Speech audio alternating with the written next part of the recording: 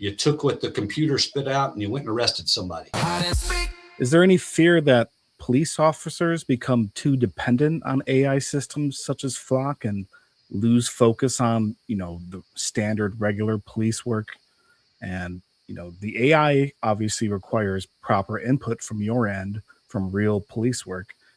And do you have any personal recommendations for guardrails that could be implemented?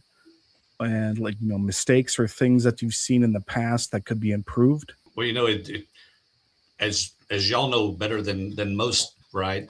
Technology is advancing every day in all aspects of life. Again, when I started in this job in law enforcement in the early 90s, there were no in-car computers, there were no in-car cameras, there were no body cameras, there were no cell phones. Right? We had a pager, if people remember that back that far. So today's law enforcement officer is a walking computer, right? The body camera, even the taser, if they're carrying a taser, has some technology parts to it, potentially, depending on which version they're using. The mobile radio, the cell phone, all of that technology they use every day in conjunction with their job.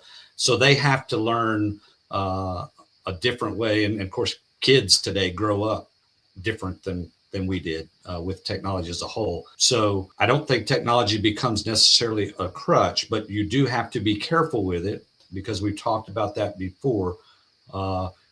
I did a lot with facial recognition over the last few years. And one of the things with facial recognition technology was this idea that the technology falsely identified people that were arrested. And that was completely false.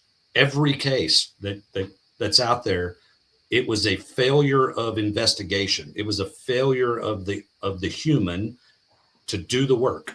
So the technology gave the lead, and instead of following that lead out and following your normal investigative processes, you took what the computer spit out and you went and arrested somebody. The technology did exactly what it was supposed to do.